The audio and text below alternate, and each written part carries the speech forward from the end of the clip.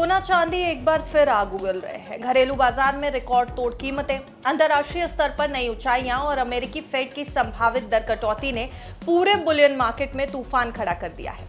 Dollar कमजोर है, रुपया फिसला हुआ है और कीमती धातुएं सीधे नए शिखर की ओर है। सवाल यह है कि क्या यह रैली अभी भी खत्म होने से काफी दूर है। नमस्कार, आप देख रहे हैं बिज तक का शो सोना चांदी और मैं हूं आपके साथ अर्निमा द्विवेदी। 1 दिसंबर 2025 के शुरुआती कारोबार में सोने और चांदी की कीमतों ने एक बार फिर जबरदस्त तेजी दिखाई। घरेलू फ्यूचर्स बाजार में गोल्ड फेब्रुअरी फ्यूचर्स 1,30,383 रुपए प्रति 10 ग्राम पर खुले, यानी करीब 889 रुपए की बढ़त, जबकि सिल्वर मार्च फ्यूचर 1,78,000 रुपए प्रति किलो के नए शिखर पर पहुंचा, जिसमें शुरुआती ट्रेड में 3,600 से ज्यादा की तेजी देखने को मिली। 3 बड़े ट्रिगर्स थे। कमजोर होता अमेरिकी डॉलर, दिसंबर में संभावित यूएस फेड रेट कट की उम्मीदें और रिकॉर्ड निचले स्तर पर रुपए का गिरना, जिसने घरेलू मांग को सपोर्ट दिया।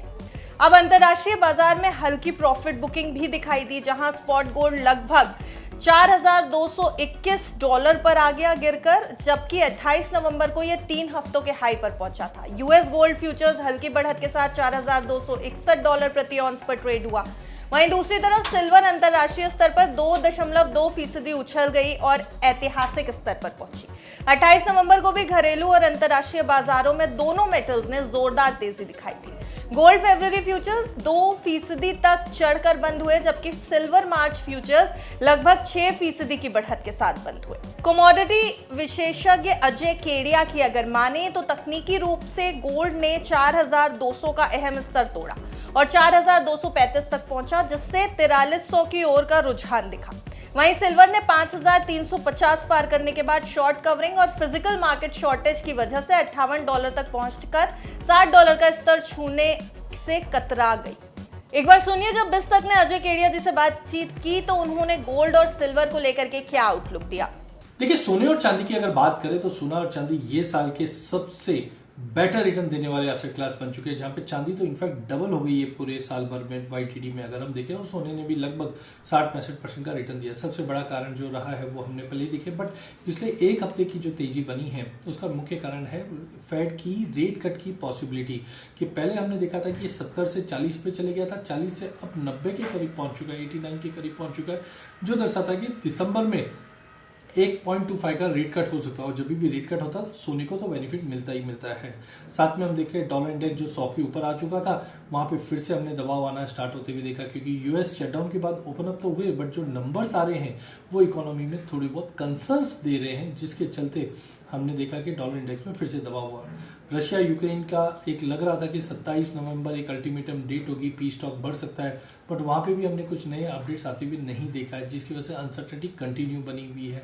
साथ में हम देखते हैं कि ईटीएफ के जो नंबर्स आ रहे हैं वो भी काफी लुक्रेटिव है। कि बीच में जो हमने अक्टूबर मंथ में तेजी के बाद एक करेक्शन देखा था, तो एक लेने का अच्छा मौका बना, जिसकी वजह से इन्वेस्टर अभी भी बुलिश है सोने चांदी पे।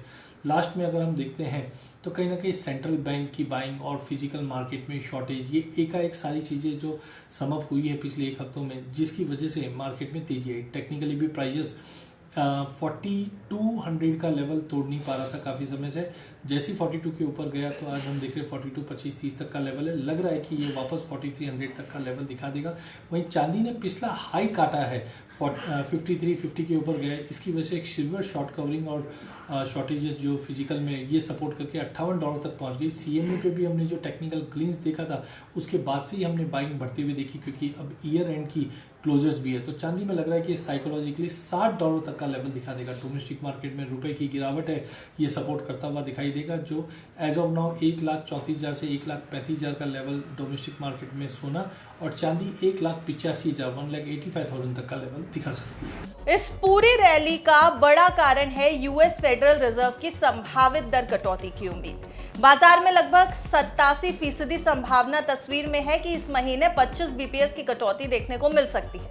अमेरिकी अर्थव्यवस्था से आ रहे कमजोर आंकड़े, लंबे शटडाउन के बाद जारी सुस्त गतिविधियां यानी एक्टिविटीज और फेड अधिकारियों के डोविश संकेतों ने ईजिंग की उम्मीदों को और मजबूती दी है, और यही वजह है कि गोल्ड तकरीबन 5 हफ्तों के ऊपरी स्तर $4,240 के करीब पहुंच गया और साल का सबसे मजबूत प्रदर्शन देने की दिशा में आगे बढ़ रहा है। मजबूत सेंट्रल बैंक बाइंग और ईटीएफ्स में लगातार इनफ्लोज ने भी इस तेजी को आधार दिया है, जिससे कीमतें हाल ही में $4,380 के स्तर को छू चुकी हैं।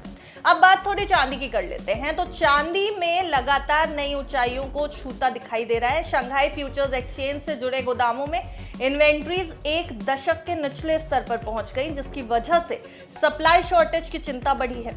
इसी सप्लाई टाइटनेस और फेड रेट कट की उम्मीदों ने सिल्वर को $57 के पार पहुंचाया। सीएमई पर हुई ट्रेडिंग डिसरप्शन का भी बाजार पर कोई बड़ा असर नहीं पड़ा। कमजोर लेबर डेटा और सरकारी शटडाउन के कारण रुकी कई इंपॉर्टेंट इकोनॉमिक रिपोर्ट के देर से आने के बाद रेट कट के अनुमानों को और भी ज्यादा सपोर्ट मिला, जिससे नॉन यील्डिंग एसेट्स यानी गोल्ड और सिल्वर में निवेश बढ़ने लगा है। अब रूस यूक्रेन तनाव पर चल रही पीस टॉक्स की हल्की उम्मीदों ने गेन्स को थोड़ा लिमिटेड जरूर किया, यानी सीमित कर दिया, लेकिन डॉलर इंडेक्स पर बने दबाव, कमजोर होती अमेरिकी अर्थव्यवस्था और रिकॉर्ड लो भारतीय रुपए ने घरेलू बाजारों में कीमती धातुओं को बड़े पैमाने पर सपोर्ट दिया। यूएस डॉलर इंडेक्स फिलहाल 99.47 के आसपास है, जो कमजोर सेंटीमेंट दिखा रहा है।